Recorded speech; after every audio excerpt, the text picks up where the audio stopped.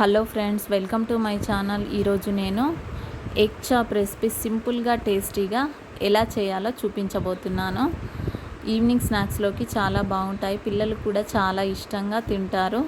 దానికోసం నేను ముందుగా ఒక ప్యాన్ తీసుకుంటున్నాను. అందులో 1 టేబుల్ స్పూన్ ఆయిల్ వేసుకోవాలి. ఆయిల్ వేడయ్యాక 1 టేబుల్ స్పూన్ జీలకర్ర, పెద్ద ఉల్లిపాయ తీసుకొని వేయించుకోవాలి. మీడియం ఫ్లేమ్లోనే వేయించుకోవాలి. ఇలా దగ్గర ఉండి కలుపుతూ ఉండాలి, లేదంటే మాడిపోతాయి. ఉల్లిపాయలు వేగేంత వరకు ఇలా కలపాలి.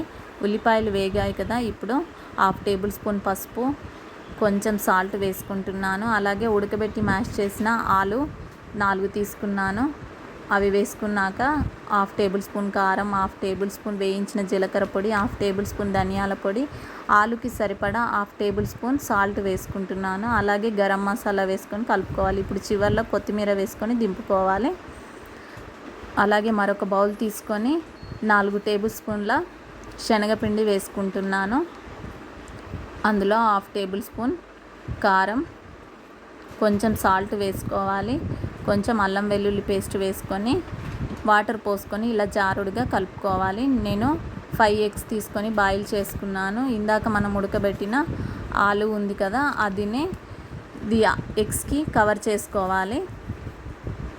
ఇలా అన్నింటికి ఆలు ఫ్రై చేసిన దాన్ని మొత్తం కవర్ చేసుకోవాలి. ఇందాక మనం కలిపి పెట్టుకున్న శనగపిండిలో డిప్ చేసిన తర్వాత బ్రెడ్ క్రమ్స్లో ఇలా కవర్ చేయాలి. ఇవన్నీ వేసుకున్నాక ఆయిల్లో వేసుకొని డీప్ ఫ్రై చేసుకోవాలి. ఇలా అన్నింటినీ ఇదిగో బ్రెడ్ క్రమ్స్ వేసుకుంటూ శనగపిండిలో ముంచి ఆయిల్లో డీప్ ఫ్రై చేసుకోవాలండి. గోల్డెన్ బ్రౌన్ కలర్ వచ్చేంత వరకు మీడియం ఫ్లేమ్లోనే వేయించుకోవాలి. బ్రెడ్ క్రమ్స్ లేని వాళ్ళు శనగపిండిలో డిప్ చేసి డైరెక్ట్ కూడా వేసుకోవచ్చు అండి. చాలా బాగుంటాయి, సింపుల్గా టేస్టీగా. అంతే అండి, మన ఎగ్ చాప్ రెసిపీ రెడీ అండి. వీడియో కనుక మీకు నచ్చినట్లయితే సబ్స్క్రైబ్ చేయండి, లైక్ చేయండి, షేర్ చేయండి. Thank you for watching.